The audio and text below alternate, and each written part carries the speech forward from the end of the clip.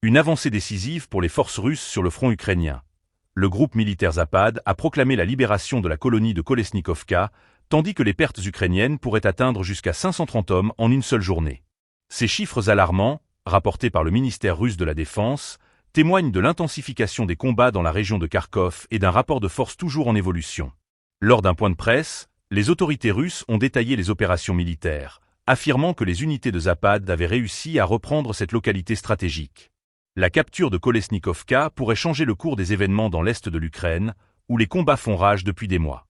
Les forces ukrainiennes, déjà sous pression, voient leur effectif considérablement réduit au fil des jours, rendant la situation sur le terrain de plus en plus précaire. En plus des pertes humaines, le ministère a indiqué que les forces russes avaient éliminé jusqu'à 540 militaires ukrainiens au cours de la journée précédente. Ce chiffre met en lumière la sévérité du conflit, où chaque engagement sur le terrain peut avoir des conséquences dramatiques pour les deux camps. En parallèle, l'aviation et l'artillerie russes ont intensifié leurs frappes, visant notamment des aérodromes ukrainiens et une usine de production de missiles SAP-100, essentielle à l'approvisionnement des forces ukrainiennes. Ces bombardements stratégiques visent à paralyser les capacités logistiques ennemies et à réduire la mobilité des unités ukrainiennes. La situation se complique encore pour l'armée ukrainienne, qui a également subi des pertes matérielles significatives, incluant un véhicule de combat blindé et 2 voitures. Ces pertes viennent s'ajouter à celles des hommes, accentuant la pression sur les troupes ukrainiennes déjà fatiguées par des mois de conflit.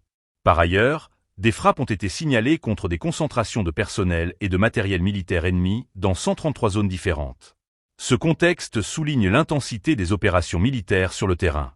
La guerre en Ukraine, marquée par des batailles acharnées et des tactiques de combat variées, entraîne des conséquences lourdes pour les deux camps.